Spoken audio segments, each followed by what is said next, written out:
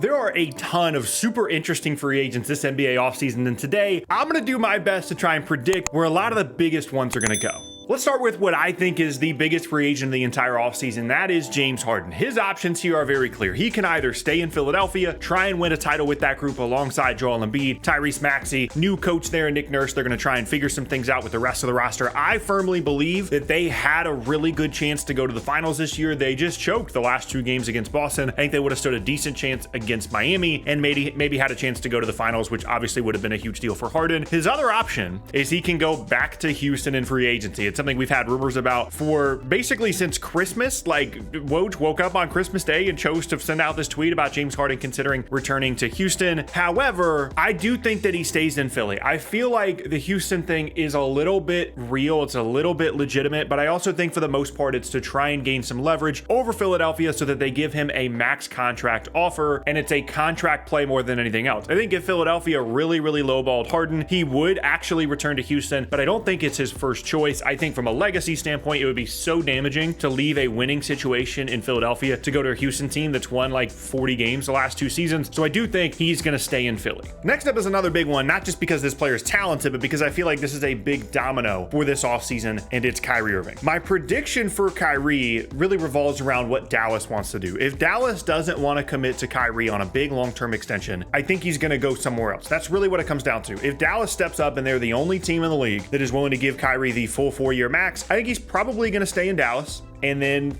figure it out later, right? The problem with that is I don't think Dallas is going to do that. And so my prediction for Kyrie is he's going to go anywhere but the Mavs. Even with the investment that they did give Kyrie, or did give up in exchange for Kyrie at the trade deadline in terms of the assets they gave up, they can still sign and trade him elsewhere if he really desperately wants to go somewhere else and try and get a bigger contract, and they can bring in someone to try and replace him, which means I think he's going to be a Laker. Really, the main prediction here is that he's not going to stay in Dallas. He's going to go somewhere else. But I really feel like the Lakers stuff is pretty legitimate. It's a really clean fit. And for Dallas, they'll get back someone like D'Angelo Russell or maybe some other guard. They're going to replace Kyrie. They're not going to lose him for nothing in free agency, because there's no team out there really that I could see him signing outright as a free agent that he'd really want to go to. All of his preferred destinations, whether it be Phoenix or the Lakers, those teams are all going to have to sign and trade for Kyrie. And I think ultimately that's the option that they're going to go with. I think he's going to end up either in LA or maybe Phoenix. Now let's talk about the Milwaukee Bucks, a team that I feel like is not getting enough attention in terms of how much they have on the line this offseason. And their two big free agents are Chris Middleton and Brook Lopez. We talked in a video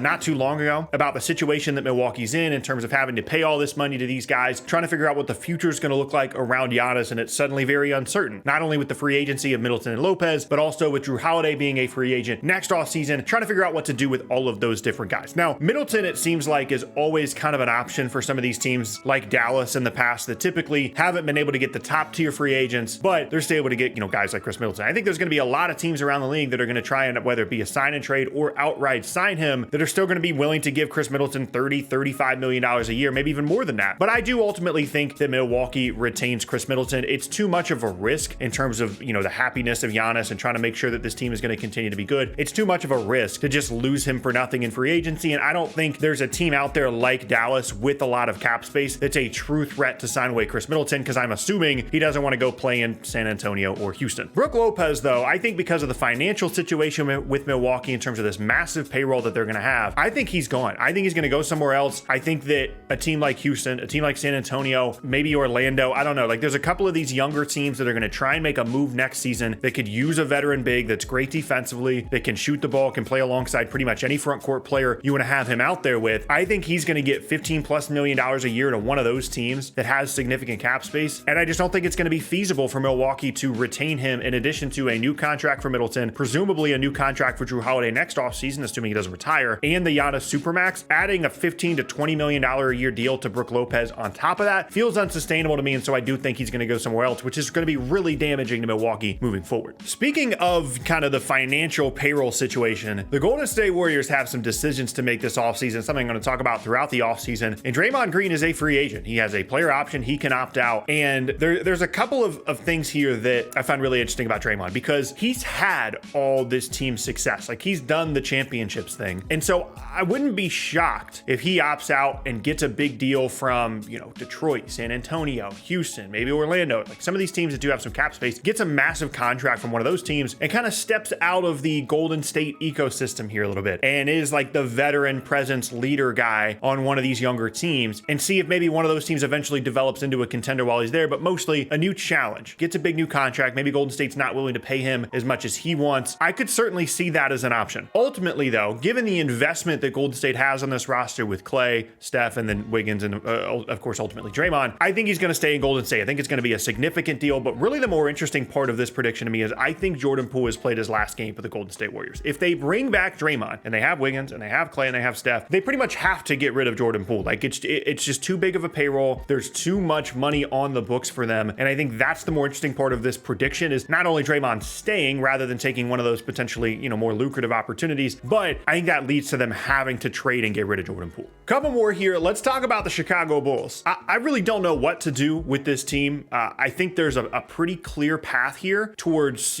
trading away a lot of guys and trying to go into a little bit of a rebuild and really resetting things after what's been an unfortunate, set of circumstances here. There was a point in time a year and a half ago where everybody was healthy. They're like 27-13, top of the league, and things have fallen apart since then. Doesn't look like Lonzo is going to be a part of their future moving forward due to the injury. DeMar's getting older. LaVine's good, but not good enough to really elevate your team above, 40, 42 wins. And then the big part of this in terms of free agency this offseason is Nikola Vucevic. What do they do with him? It feels like a situation where they need to move on from him. The trade, to get him obviously did not work. They give up Franz. They give up the pick in this year's draft. None of that's good, right? Which is why I think Vucevic is going to stay. I think they're going to re-sign him. They're going to give him a big deal, and because that's just what happens with these kinds of teams. There's another team we're going to talk about right after this. They just refuse to hit the reset button. It's very clear that's what they need to do. Even so far as trading someone like Zach LaVine, like if they re-sign Vucevic and they've got DeRozan and LaVine, enjoy your 42, 45 maybe wins. Like, that's fine and all, but you're not really truly going to be contending, and the upside just is not there for this group moving forward. But in terms of predictions, yeah, they'll probably keep Nikola Vucevic on a big deal this offseason. Last up, speaking of big deals for your own free agents, the Washington Wizards have two big ones. They've got Kristaps Porzingis as well as Kyle Kuzma, both of which are on player options this offseason, both of which I would expect to decline those options. And they're interesting free agents because I could see Kuzma as kind of the missing piece for a team that maybe sees himself as a rising team, maybe a possible contender moving forward, because he's got some good size, can guard a little bit, is a good individual offensive player, has really grown as a player overall since he's been in Washington, and still has a little bit of room to grow and develop, I think, and fits really well kind of in the middle of,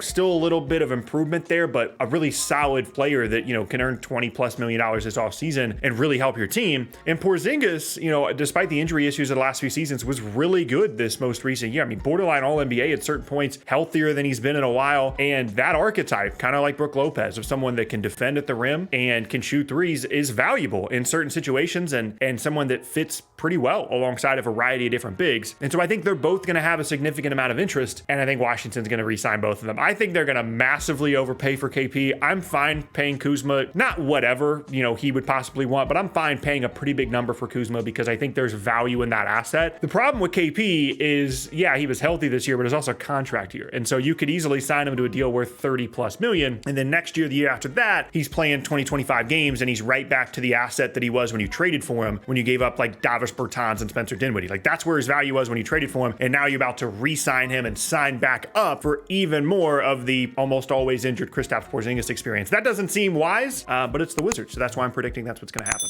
And those are my free agency predictions for the 2023 NBA offseason.